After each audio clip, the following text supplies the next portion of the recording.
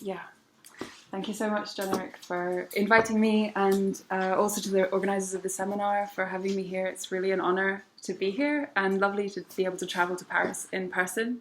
I hope you can hear me. It's my first time giving a lecture with the mask, so please just tell me to speak up if I need to project a little more. So as I said, I'm looking forward to being able to have the opportunity to talk about my book for you, and also looking forward very much to the discussion that follows. I will maybe just...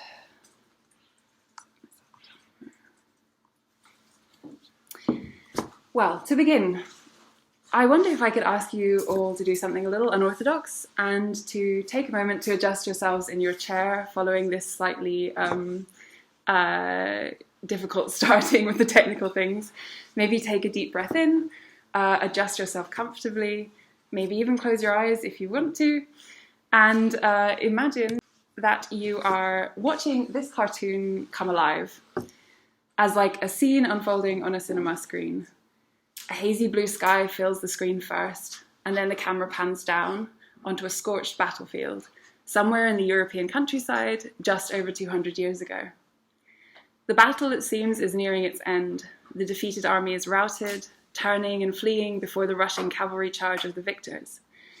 The dead lie scattered everywhere, colourful uniforms blurring into mud, blood, and scraps of grass.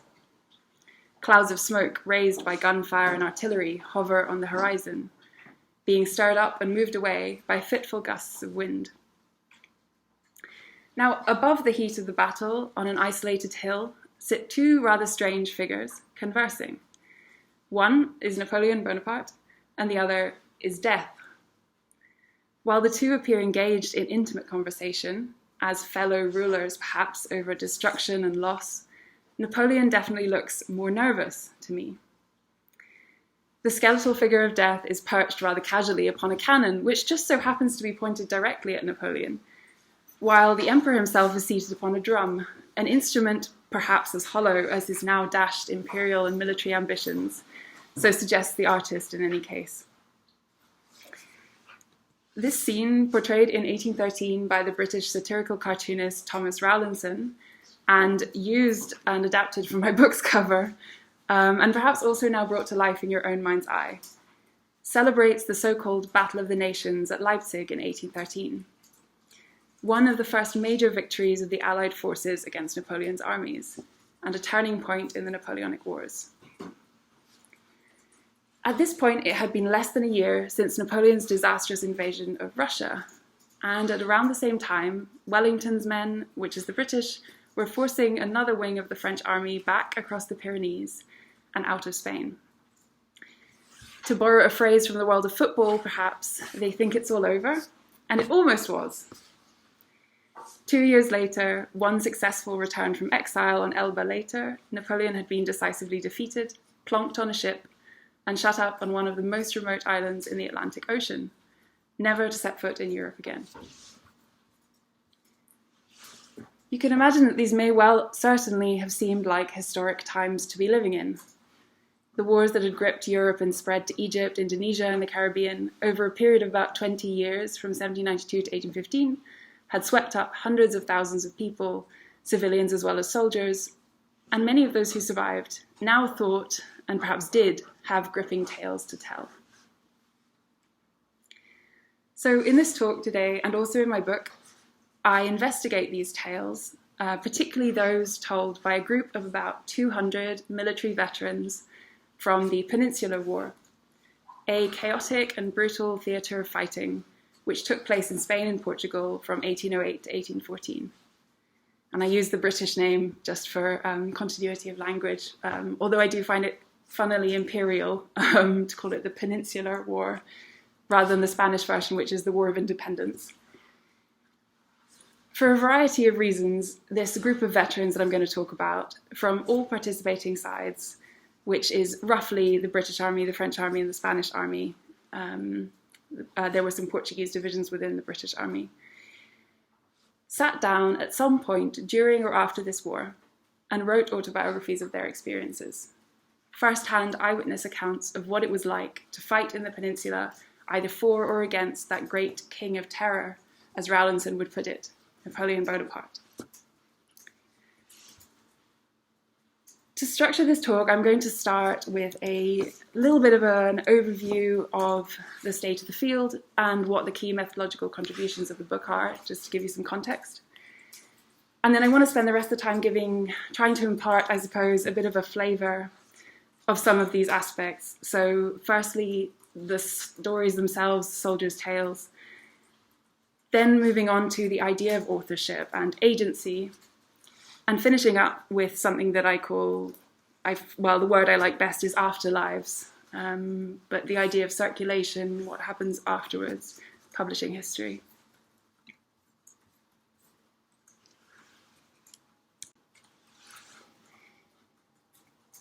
So the last 2 decades have witnessed a large surge in interest in Napoleonic era war memoirs, especially from a cultural and literary historical perspective. This builds on perhaps more than a century and a half of interest in them to begin with. Some of the first groundwork was done early in the 20th century in compiling bibliographic collections, basically just identifying the number of these books and what they typically contain and their perceived interest.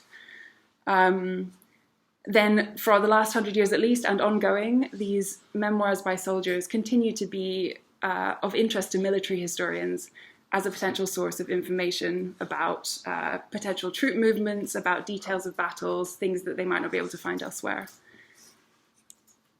However, as I've said, one of the real sort of noticeable trends in the last 20 years, perhaps since 2000, and I can't believe that is more than 20 years since 2000, is by cultural and literary historians who have used these memoirs alongside other similar types of sources, such as diaries, letters, sketches, to try to establish how 19th century soldiers felt about their own identity. How, for example, how did they respond to nascent popular nationalism at the turn of the 18th to 19th century? What made them sign up and keep fighting? Basically, what the so-called experience of war was like for them. This has led to several important advances in the cultural history of this period, not least the idea put forward by historians such as Linda Colley in the 1980s and 1990s that the Revolutionary and Napoleonic Wars encouraged the spread of popular nationalism. Not least that this idea that they did encourage the spread of popular nationalism, which does not, in fact, thanks to the findings of recent decades, actually seem to apply to the armies of this time. It seems when you read memoirs as sources that soldiers instead choose from a so-called menu of local, regional, or national identities as it suits them. We also now have a more nuanced understanding of combat motivation and the process of recruitment, and in general an appreciation for the richness, verve, and particularly the intertextuality of Napoleonic soldiers' tales as literary sources. So there's been quite a lot done on how they borrow from other genres such as travelogues or like romantic writing, etc. However, and this is where the book tries to insert itself, there is an ongoing problem in the way these scholars have used these sources, because they have used them more or less as sources for truth, that sort of awful historical word. Few of them seem to me, when I was beginning this, to engage critically enough with how to approach them as a source, usually sort of using a disclaimer that says that they are quite unreliable, and then relying on quotes anyway, rarely taking account of the huge period of time over which these are published, not looking necessarily at the legacy of this writing to later periods, comparing across countries, and particularly very rarely did they say anything about the identities and motives, perhaps, of the authors and their decision to publish, nor if it was maybe profitable in some way. We don't generally tend to be told who they wrote for, who they were targeted towards, etc. This is where I attempt to come in. My recent book attempts to provide sort of a field guide to what to do with war memoirs, and I hope that it would be applicable for wars other than the Napoleonic ones, but you would have to test me on that. And so it attempts in a way to tackle this unreliability problem, this fact that as soon as you write any sort of autobiography, necessarily it will be distorted in some way, whether by lapses in your memory or things that you choose maybe not to publish because it would offend someone, or things that you decide to exaggerate or minimize to make the story a better story. And one of the key aspects of this was paying attention to the publishing context and the idea of commercial production, which is why the title includes the word industry. Three of the key sort of methodological spines, I suppose, is firstly this idea of agency, maybe restoring a little to these veterans, questioning the authenticity of the image that we implicitly have, which is that the writer is maybe somehow naive or accidental or old, reflecting back on his career. Secondly, it was important to look at books as material objects, objects with their own histories and trajectories, something that led me to emphasize the commercial importance and maybe cultural impact of these works, including on ongoing ideas of the Napoleonic period and perhaps on modern warfare itself. I'm not going to cover so much in this talk, considering you are a Franco-British seminar, but another part of the book, which if you would like to buy/email me for a copy, a PDF copy, I'd be happy to send you, was to challenge some of the stereotypes in this field about Iberian writing, nominally the idea that Spanish and Portuguese people just didn't write autobiographies, and that if they did, they would never be as good as the British ones or the French ones. And through this attempt to show the wider networks and alternative routes of the life-writing genre in Western Europe.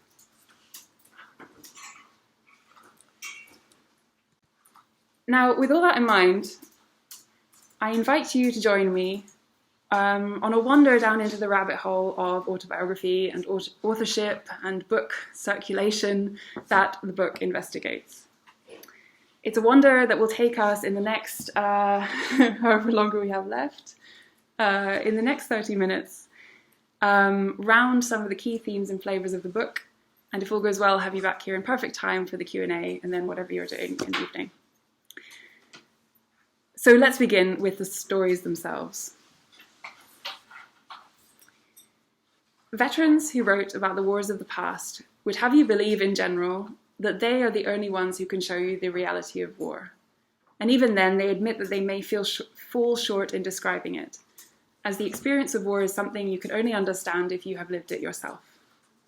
The phrase combat Gnosticism has been coined as a description for this trope, which you find in a lot of war writing.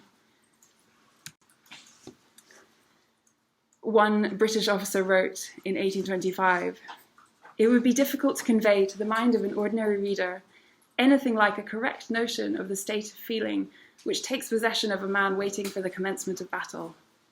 Time appears to move upon leaden wings. Every minute seems an hour, and every hour a day. It is a situation of higher excitement and darker and deeper agitation than any other in human life. Nor can he be said to have felt all which man is capable of feeling who has not felt it." This is part of the appeal of these books. They are public-facing from the outset, carefully written and edited, making use perhaps of popular contemporary genres to structure the tale and make it seem more like an adventure. The idea is that the narrator often reaches his hand through the page to take yours, pulls you through into this world, into perhaps a foreign and exotic world to early 19th century audiences. He might take you around the Alhambra. You might dance with him with beautiful Spanish women. You'll sit breathless next to him as he waits for battle to begin. This man claims to have been a witness to historic events and have survived. Something now compels him to put pen to paper and to try, however incompletely, to communicate these experiences to you.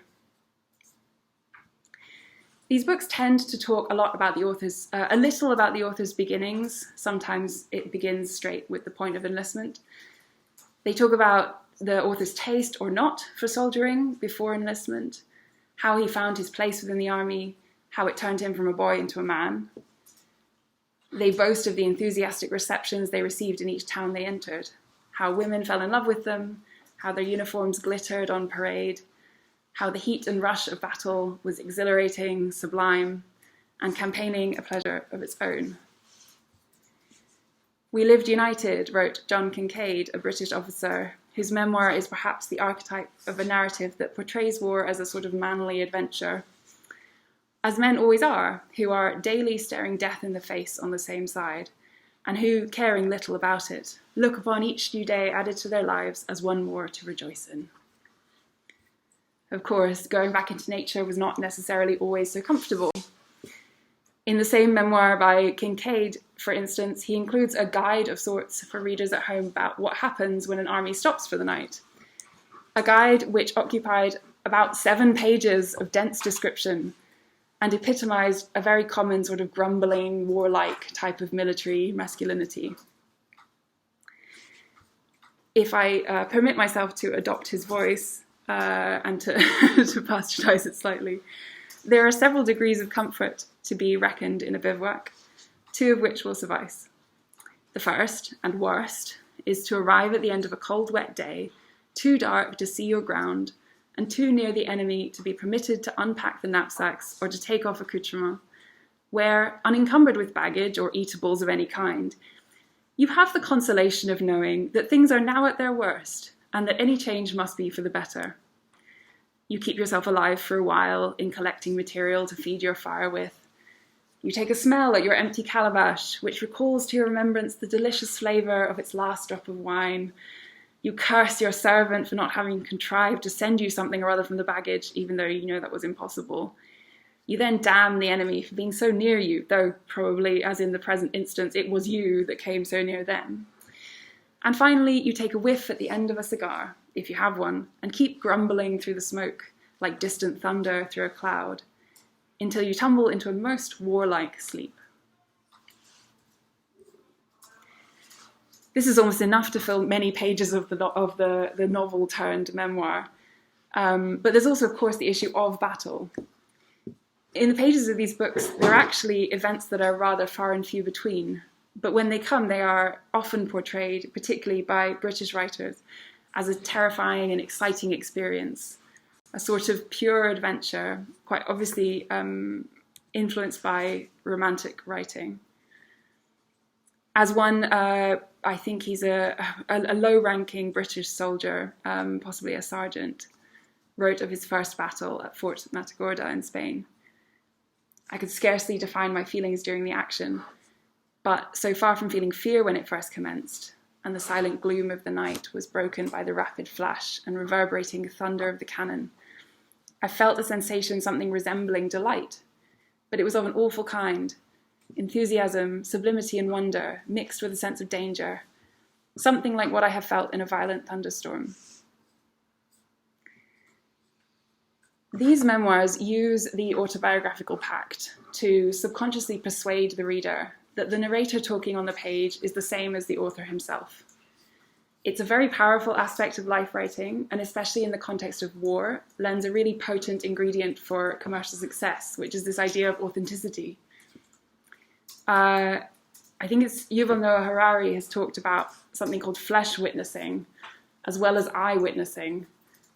This idea that there's an even greater power of testimony coming from someone who is bodily present in the event they describe, someone who's heard the sounds, felt the pain, might bear the scars. So if these authors that I've been quoting were likely to be believed as telling the truth about war, what was that truth? What was war experience like as portrayed by these writers? There was, of course, as we have already seen, quite a strong positive depiction running through all these books, which often portrayed war as a sort of trial by fire, a coming-of-age experience that made boys into men. War is portrayed completely artificially as a perfect masculine space. All the women who were present as camp followers, cantinières, wives, and so on, are neatly eliminated from most narratives. From rosy-cheeked, chubbed youths, this masculine experience creates old campaigners, veterans of their trade, tough soldiers who thrive on the dangerous, difficult conditions of the war in the peninsula. Of course, not all hardships are secretly atavistic delights. Soldiering, as depicted in these books, is also about long, interminable marches in miserable weather, officers being tyrannical, the rank and file being drunken, and a constant lack of supplies, a common trope being that there never seems to be enough shoes. But for the most part, these hardships serve to further reinforce the narrative that the Napoleonic Wars had been an overall positive experience. Scars and memories of fatigue were proof of manly stoicism born in silence. Where you can find more true horror and negativity in Napoleonic soldiers' tales is away from the supposedly sublime experience of battle, and instead in its aftermath, where violence bleeds outwards from traditional military spaces and enters the civilian world. Soldiers wrote with bitterness, anguish, and guilt about the lack of burial for their fallen, about the helpless awfulness of having to witness the execution of a deserter, and most of all, the harrowing atrocities committed in the aftermaths of urban sieges. Although both armies, both British and French armies, were supposedly bound by strict codes regulating soldiers' conduct with civilians and prescribing harsh punishments for those caught looting, raping, or killing, these informal laws of war were often set aside after a besieged town fell. Plunder, rape, and the massacre of civilians happened on a massive scale in these situations, with the French storming of Tarragona in 1811, resulting in the deaths of around 15,000 civilians, and the British capture of San Sebastian in 1812, seeing half the entire population killed, to name just two occasions. Veterans repeatedly made note of these scenes of carnage in their memoirs, often dedicating more page space to them than to their experiences of battle itself. In Greig's memoir, he dedicates 5 pages entirely to his exploration of the blackened, burnt-out San Sebastian, calling it the most appalling picture of war he had ever witnessed. A French officer describes a similar hideous spectacle in another town. Several areas had been devastated by mines and offered no more than ruins sprinkled with mutilated limbs. At times, he wrote, it felt like they were fighting for no more than a cemetery. Describing these scenes, veterans often blamed the rank and file, drunk and uncontrollable, or claimed that plunder was a wartime necessity, an evil upon which soldiers' survival depended. Others tried to alleviate their own sense of guilt by inserting formulaic anecdotes about having done some small good chivalric deed for a woman in distress, such as saving her from assault, or treating her body, which was found in some awful position, with dignity. These undercurrents of sorrow, regret, and disgust are fascinating because they represent a shift in the overall manner of war writing taking place at the beginning of the 19th century. Veterans are now referring to their own side's guilt, rather than placing all atrocities on the part of some monstrous adversity. In Peninsular War accounts, dark deeds had been committed by the enemy, and the guerrillas for sure, but also by the author's own army, by the men he personally commanded, perhaps even by himself, though individual admissions of wrongdoing are exceedingly rare at this time. And they had been committed for human, banal reasons, drunkenness, hunger, lack of discipline. But all these darker edges, which are so interesting to pick out in the original texts, have not, I don't think, survived the test of time in our sort of cultural image of these wars, as well as the sort of rollicking glamour and glory which makes up the bulk of the tales. And that's something I'm going to go on to investigate.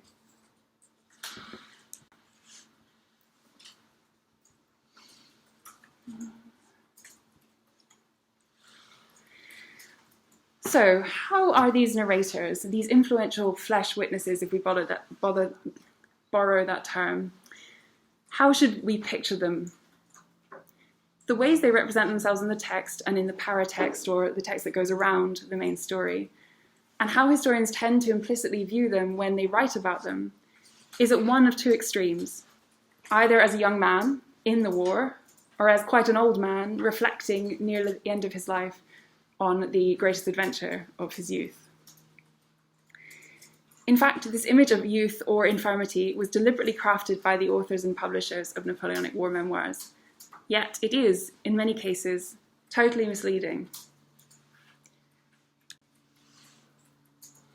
apologies in advance to the reader for things like spelling mistakes, poor word choice, and unsophisticated style can be found all over the beginnings of war memoirs from Britain, France, and Spain, always suggesting the idea of an old soldier, more comfortable wielding a sword than a pen, delving gingerly into ink for the first time. Things such as, "I never thought to be the author of the memoirs which I now present to the public, so unconfident in my capacity for such an undertaking," which was written by a Spanish regimental chaplain in 1815. His compatriot General Luis de Velava talked of writers with pens more accurate than that of a stale old soldier. "In writing these memoirs, I have not wanted to play the author," emphasized a French captain, Nicolas Marcel. "Far be it from me to make such a claim." These quite sort of traditional declarations of literary incompetence were sort of hammered in by a kind of increasing trend of including portraits of the author as a young man near the end of the century, and also by the fact that the memoirs usually start in enlistment and stop at the end of the war. Some of that, of course, is true. A few men wrote and published just before being killed. Quite a few wrote and never published at all in their lifetimes. But a significant subset of men were the driving force behind the publication of their own memories. In fact, for this subset, and it isn't all of them, but it's a significant part, the man you're imagining should instead be young still, yes, but not a teenager, and not old. An adult man in between his 20s and 50s, perhaps stationed abroad in the empire, perhaps moving into politics as an MP, perhaps even an ambassador somewhere like Florence. Someone who, despite all his protestations about being a humble soldier, is actually in a new career or trying to forge one in the literary world. This subgroup is particularly interesting because there is agency here that has been totally submerged. Why did they publish at all? Writing cathartically or working through trauma, which is motivations that are often cited for veterans to write and are real ones, are things that can be done in private, as can leaving a record for your family. I suspected that a lot of these men must have had other reasons in addition, and I will go over what I think some of the 4 key ones are. The first is to raise support for a political cause.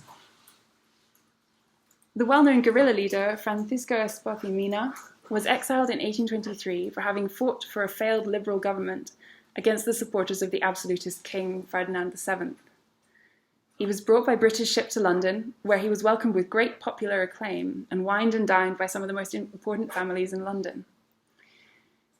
Records of his correspondence show that he remained in close contact with a network of like-minded Spanish émigrés and English sympathizers, all of whom encouraged him to maintain an active media presence in support of the Spanish liberal cause. "If I may venture to offer an opinion," wrote one such contact, a fellow Peninsular War veteran, George Lloyd Hodges, in January 1824, "I think it would be desirable for the public interest to be kept alive, and the most cautious and prudent way for that to be done is through the public press." Not just engaging with newspapers, though. Mina's friends also wanted him to write a war memoir, which would show the liberal plight in a sympathetic way, and conveniently also raise a bit of money. This memoir came to fruition. It was a small book published by the London firm Taylor and Hesse. It appeared in early 1825 and gave a detailed account of Mina and his guerrilla band's cunning and patriotic efforts to thwart French occupation during the Peninsular War. It was reviewed and advertised in London papers, with the public exhorted to buy it in support of exiled Spanish families, and copies were sent to influential politicians with the aim of, quote, "lifting spirits" and bringing the attention of Europe back to the situation in Spain.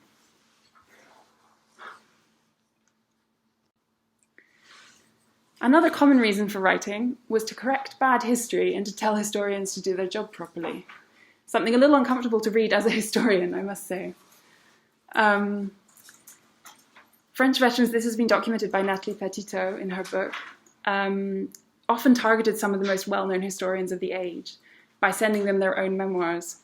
Sometimes you see copies of the letters emphasizing that their belief that this historian has written the last days of the empire completely wrong, perhaps by dwelling too much on a specific ordre du jour which didn't completely show the crucial role played by the author's own regiment. Many French writers were also directly criticized in Spanish memoirs. Spanish veteran Brigadier Francisco Javier Cabanes wrote at the end of the war to contradict the writings of, now, this is embarrassing, but I do not know how to pronounce this correctly. Is it, would it be Duhem? Duhem? Yeah. Okay, Duhem. Thank you very much. It's one of those things you read and never say, and then you think, oh no. He wrote to contradict the writings of General Duhem and arguing for the extraordinary valor of the Spanish troops. He also, at the same time, conveniently attempted to dig the knife in a little further by mocking the reliability of French authors in general. The French accounts, and especially that of General Duhem, do not contain one word of truth, and the reader will admire in them the science of lying possessed by the French, which has contributed in no small way to the achievement of their designs. These big names, historians and generals, however, rarely seem to have updated their books as a direct result of veteran criticism, which does remind us of the limits that exist to the authority of these veterans' memoirs, if not, of course, to their sense of initiative. A slightly more prosaic reason for writing a memoir was to save or further your own career. This was particularly the case in Spain, where the majority of memoirs were published around 1811 to 1818. During this period, the average age of the author at the time of publication was 48 years old, with 6 in their 50s, 7 in their 60s, and 1 man in his 70s who died shortly after publication. This was in contrast to the average sort of French or British memoir writer, who were a lot younger. Spanish writers had not grown up in the shadow of the gathering French Revolution, but instead in the mid-18th century. These men were, for the most part, the cream of the aristocracy and upper officer cadre. They were men who had fought in many other wars before the Napoleonic ones, men who were now at the height of their careers and commands. In other words, they were men with a lot to lose and a lot of reputation to protect. The chaos experienced by the regular Spanish army during this war, with regional juntas and entire army divisions often acting independently from one another, troops quite ill-equipped and inexperienced, and defeats being suffered against the French, meant that such reputations did quickly come under fire. When that happened, men who had spent most of their lives rising through the ranks of the Ancien regime turned to bureaucratic systems of appeal, and when those failed, published short autobiographical manifestos to defend themselves in the growing public sphere. These texts followed centuries-old patterns of juridical, self-justificatory texts seeking compensation or reward. They were tactical and strategic. They emphasized the author's achievements and their dutiful service to whichever authority seemed most likely to help them. The king, the country, the anonymous public court of opinion. This was memoir writing as meticulous image management and careerism, explicitly public reasons for publishing. There was a final, rather unmilitary and unpolitical reason for writing a memoir, which was an interest in a literary career. Often, writing and publishing one war book was not the end of the story. It was not uncommon to write sequels to successful first editions of memoirs, and some appeared as a series responding to demand. Nor was it unheard of to branch out into other genres. Veterans from this war also produced tracts of military theory, biographies of great leaders, works of history, adventure novels, travelogues, musical compositions, volumes of illustrations, and satirical pieces. The result could sometimes be that they constructed a back catalogue in which their wartime autobiographies played only a minor or marginal role. Here, for example, you see a book of illustrations by a Welsh officer who followed his memoir by going round the Welsh, Spanish, French, and German countryside and illustrating it. George Greig, who I quoted from earlier, is an officer turned priest who also wrote a huge range of other books, from religious tracts to sentimental novels, and even a prestigious Life of the Duke of Wellington. So, although memoirs are portrayed as this true immediate tale of the soldier, face to face with the reader, it's more accurately the tale of a soldier who's also many other things, writing creatively or for a purpose. It is also a tale marked by the invisible hand of at least one publisher, with whom the soldier has exchanged many letters corresponding over the structure, what can be included, what has to be cut, and probably the even more invisible hands of his wife, daughter, sister, descendants even, who are sometimes alluded to or revealed in private correspondence as doing a lot of the work behind the scenes. Possibly no surprise.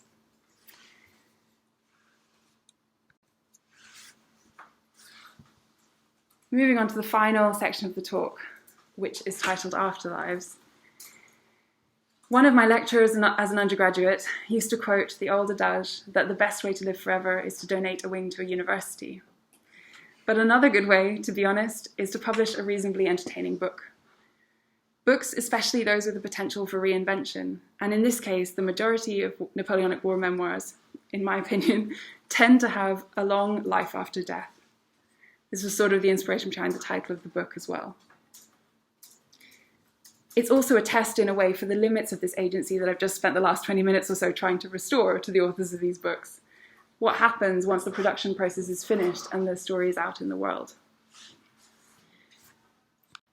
All throughout the 19th century, in fact, up to the start of the First World War, and in fact ongoing to this day sometimes, the tide of Napoleonic War stories continued to flow, with some ebbing and waning, notably in the middle of the 19th century when colonial war stories replaced them in popularity.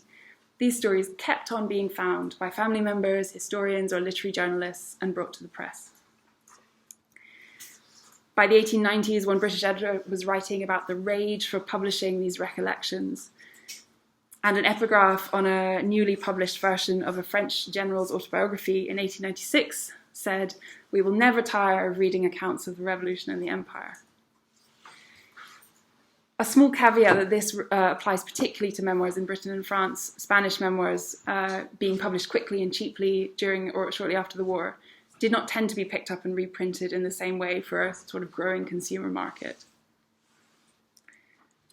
But picked up the others were by leading publishing houses, John Murray, Longman, Henry Colburn in England, William Blackwood in Scotland, Hachette in France. Many pass through successive print runs and editions. They become more accessible to a wider audience as time goes on.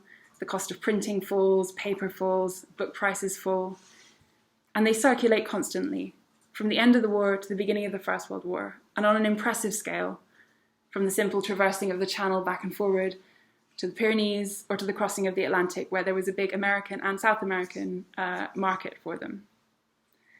A widespread lack of copyright legislation before the Berne Convention in 1886 made this a lot easier because memoirs could spread overseas rapidly after their first publication, and it was very difficult to impose the copyright outside the country, something that publishers often complained of. A few trends came out of this burgeoning transnational genre as the century wore on. These were a sort of commodification of war stories as luxury objects, a continued sort of nationalization of the story of the war, and also their gradual entry, I would argue, into our popular imagination. I included this slide briefly just to give, I think this is it's a lot of information on one slide, but I think it gives an interesting sort of visual overview. This is the date of first publication of books, so it doesn't include all of the reprinting and moving and translation. But you can see that there's, apart from Spain, which has a slightly different pattern, it is continual, with surges at interesting times in Britain in the 1820s and 30s, and in France in the 1880s and 90s, which was called by an editor at the time a Napoleonic boom in printing, and one could theorize that's due to a combination of things like the Franco-Prussian War, the introduction of universal military service, etc.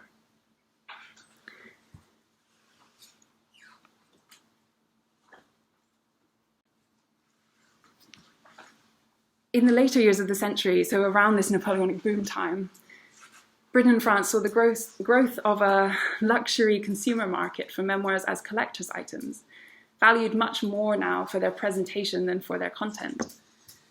Illustrations such as this on the left were commissioned specially and added in. Really high quality paper was specially selected, and the books were distributed to wealthy capital city reading groups by specialist booksellers, such as Conquet, whose old storefront is shown here. The addition of the illustrations also marked a sort of interesting intervention in the story, because the illustrators were commissioned in the 1880s or so, and just sort of picked scenes that they artistically thought would be interesting. but often they misrepresent the content of the story. So Napoleon himself, although very atmospheric here, rarely plays a big role in the story.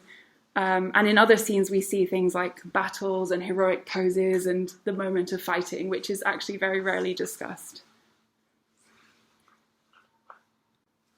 Meanwhile, all this circulation that was going on across different borders was accompanied by a significant number of translation efforts. You would be forgiven for thinking that this translation might have led to a certain reconciliation between the formerly warring sides, a greater understanding of foreign perspectives perhaps, and a sense of common humanity. Unfortunately, in the case of Peninsular War memoirs at least, this was not at all the case. Translations were nearly always critical and invasive. Translators radically altered the books that fell into their hands, making sweeping changes to the format, genre, and content of memoirs. They changed titles, they cut and delete key paragraphs or even whole sections, and add lengthy footnotes contradicting nearly always what the original author had said. One particularly angry translator went to work in 1908 on the occasion of the centenary celebration of the famous siege of Zaragoza. A Spanish officer got his hands on a copy of a French memoir from 1814 and pulled no punches from the start. The Frenchman was, of course, wrong about nearly everything, about atrocities committed by the French, about the motives of Spanish priests, the origins of people of mountainous regions of Spain, and most of all, the role of the Spanish army in the war effort, a question that continues to this day to be the crux of many divisions on the historiography of the war. When the original author said that most Spanish regiments had been badly paid and badly disciplined, the translator interjected furiously, "This is absolutely false. The Spanish army in 1808 was excellent." Where translations were not furious, they were gently critical, talking of the story's pedagogic value despite the numerous points at which the narrative was at fault. This was often the case with the significant number of turn-of-the-century translations that turned 100-year-old war stories into schoolbooks or reading for children. For example, the one on the right here, which is a selection from a very famous French memoir that was originally at least 3, if not 5 volumes, condensed down into one by Granville Sharp, M.A., late assistant master at Marlborough College. Granville Sharp's other works, this is not the very famous Sharp, but another one with the same name, also included things like works on French syntax. Finally, by 1914, therefore, Napoleonic war stories had gradually made their way into the popular imagination of the events of a century before. They had become interesting, entertaining, even required reading for many different groups of readers, including some of those who would fight in the First World War. One copy of a British memoir that I found in the university library had a dedication on the front page from the soldiers' parents, dated Christmas 1914. As you can see, this is one of the examples that I mentioned of the illustration showing a moment or an idea of war that really has nothing to do with the depiction in the text. Something where, rather than it being, if mentioned at all, a sort of overwhelming experience, something that you could vividly remember, a one-on-one battle between 2 mounted officers. Also showing perhaps the moment of injury or death, which is also almost never mentioned. I think the legacy that has percolated down through all these different things is an interesting one because it is largely a positive one. It is positive enough that it seems to be completely acceptable for people to reenact it. The reenactment of this period is widespread, it's very popular. You have several groups around the world doing the same regiment, and that's something that I would love to unpack at a different point, but not today. But I do think it's interesting in this photo of the reenactors, embodies it quite well. I think the result has been that the Napoleonic Wars are pictured in a hazy way as something colourful, the last colourful, nice war, perhaps. One where you can have a feather in your hat, and the officers all look presentable, and perhaps there'd be some gentlemanly exchanging of alcohol before the battle commences. My argument, therefore, in this book has been to do with both the meandering, enduring afterlives of books, and also the creativity of authors in their processing and selling of tales of their wartime experiences. The author has passed away, but it seems that the books and the stories carry on. Through one form or another, They prime the reading public to recognize this type of story as something marketable, something that can be bought and enjoyed, or simply to be caught and be fascinated by. A fascinating story of war. The dead men of the Napoleonic era tell tales through these books, gone and maybe forgotten, but in a way unsilenced, because their stories have now seeped into so much of our culture, so many different formats and mediums and places and people. And it's not an accident that this has happened, I would argue. It is the product instead of a century, at least, of successful effort by the authors themselves, then by editors, publishers, translators, booksellers, filmmakers, playwrights, novelists, and more, to make this type of war story attractive to a wide reading public. And I would argue that this has fed in some way into our continuing attraction in Hollywood as well as in novel form to soldiers' war stories today. Thank you very much indeed for your attention.